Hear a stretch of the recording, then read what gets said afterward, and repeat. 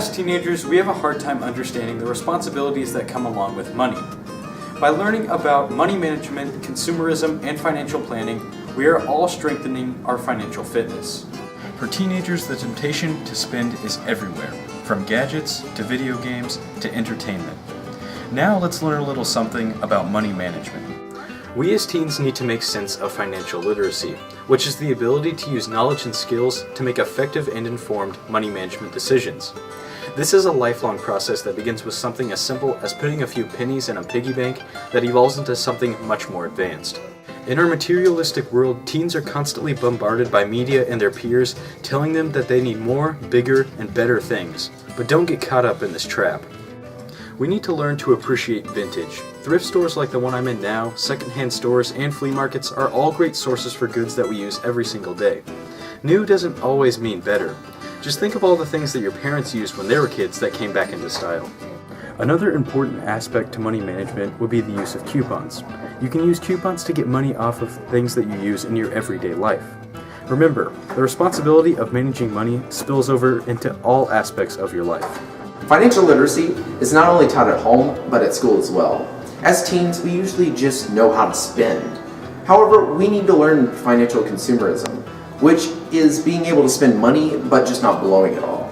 Now, only 4 states require personal finance classes. However, here at our school, we're required to take a life skills class, which teaches personal finance. First, we need to learn about credit. Damaged credit scores affect everything, from home loans to auto loans. Now, many people have already ruined their financial lives by their early 20s, affecting their credit scores and their ability to get loans for the rest of their lives. Only 9% of college students pay off their credit card each month. Now take, for example, you buy a computer for $2,000. Now you buy this at 14% interest on a credit card. By the end of your payments at $100 a month, you'll have paid $290 more than what you bought the computer for. Whereas if you saved up the same amount of money for that time, you would have paid for the computer outright without interest or owing the credit card company more than you even bought the computer for. Now, we need to learn delayed gratification, which is basically waiting before buying something now. The current personality is buying something now, whereas if we waited a little while, it would go down to the price that we actually want to pay. Finally, one thing that teens don't take into consideration is the potential for identity theft.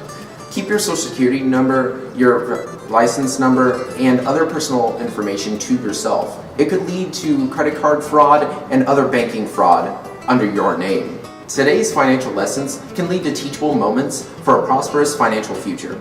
There's no time like the present to introduce new concepts such as assessing needs versus wants, setting long and short-term goals, and creating a budget.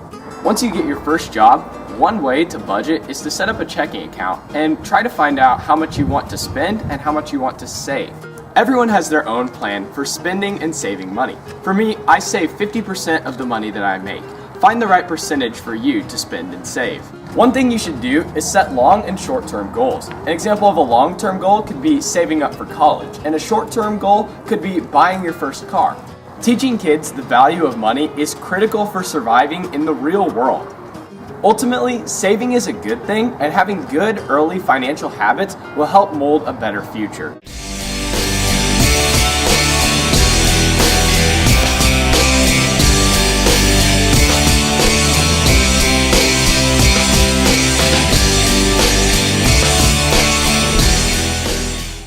By using Financial planning, consumerism, And money management, we can not only improve our lives, but also our financial fitness.